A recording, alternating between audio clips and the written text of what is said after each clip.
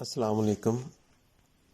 امید ہے سب دوست ٹھیک ہوں گے۔ اللہ تعالیٰ آپ پر اپنی رحمت نازل فرمائے۔ آج جس موضوع کو میں شروع کرنے لگا ہوں اس کا یہ پہلا حصہ ہے کہ کیا اس زمین کی کہانی ختم ہونے والی ہے؟ یہ زمین جس پر ہم رہائش پذیر ہیں، یہ بہت بڑا نیلا آسمان جس پر رات کے وقت کروڑوں ستارے جگمگاتے ہیں، جس پر رات کو چاند دن کو سورج اپنی روشنی پھیلاتا ہے، یہ ساری کائنات جس کی عمر کروڑوں اربوں سال ہے، اور اگر یہ میں کہوں کہ ان سب کی کہانی ختم ہونے والی ہے تو آپ کو کیسا لگے گا؟ اگر میں کہوں کہ خربوں میں لمبے وقت کے رسے کے سب سے آخر میں ہم موجود ہیں تو آپ کے احساسات کیا ہوں گے؟ مگر یہ ایک تلخ حقیقت ہے۔ یہ دنیا جس میں ہزاروں سال پہلے مخلوقات کا آخری جنس انسان وجود میں آیا، اس انسان سے پہلے اس دنیا میں لاکھوں اقسام کی مخلوقات گزر چکی تھی۔ جنات انسان سے قبل اور انسان آخر میں، اس کے بعد اللہ تعالیٰ نے تخلیق کا دروازہ بند کر دیا۔ آخری دونوں مخلوقات ایسی ہیں جن کو اللہ تعالیٰ نے بطور خاص تخلیق فرما کر ان کے لیے اس دنیا کی زندگی کو امتحان گاہ بنایا، اور پھر اس امتحان گاہ میں پاس ہونے والوں کے لیے جنت اور فیل ہونے والوں کے لیے دوزخ تخلیق فرمائی۔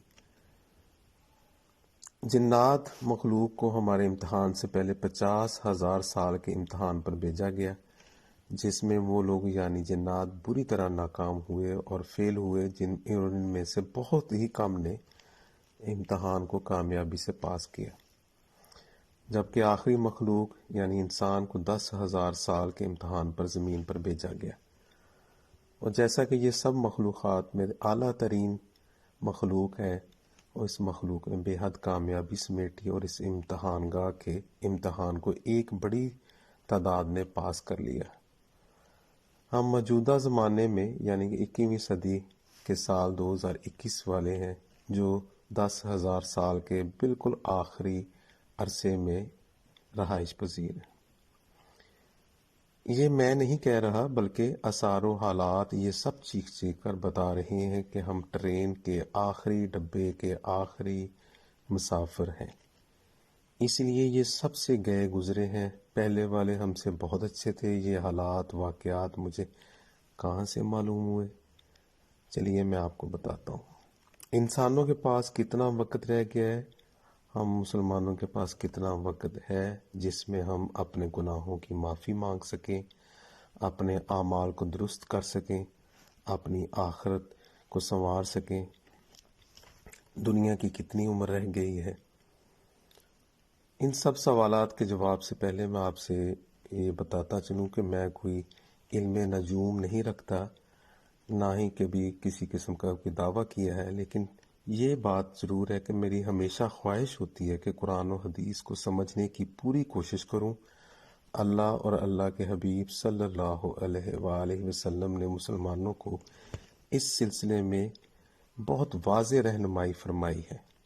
دوسری بات یہ ہے کہ انتہائی گہرائی سے جائزہ لینے پر پتہ چلتا ہے کہ آخرت میں سب سے زیادہ حصہ مسلمانوں کا ہے۔ اس کی وجہ یہ ہے کہ امت محمدیہ صلی اللہ علیہ وآلہ وسلم کو ایسے رسول مقبول صلی اللہ علیہ وآلہ وسلم ملے جن کی ہدایت سیدھی دل میں اتر کر انسان کی زندگی ہی تبدیل کر دیتی ہے۔ ہم سب سے پہلے احادیث نبوی صلی اللہ علیہ وآلہ وسلم اور باقی الہامی کتابوں سے اس ضمن میں مدد حاصل کرتے ہیں۔ 10,000 سال میں خربوں انسان آ چکے ہیں، لیکن سب سے بڑی تعداد 3,500 سال میں آئی۔ اس سے پہلے کے زمانے میں طوفان نوح میں یہ دنیا ایک بار غرق ہو کر ساری انسانی آبادی سے محروم ہو چکی ہے۔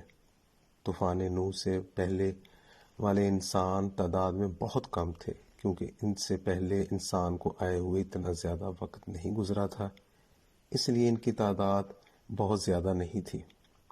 طوفان نوح کے وقت دنیا کی کل آبادی 30-40 لاکھ کے درمیان تھی۔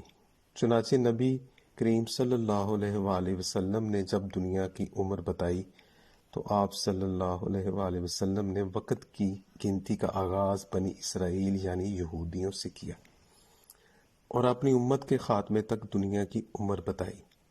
اس کے شمار کے لیے ایک نہایت ہی خوبصورت مثال بیان فرمائی۔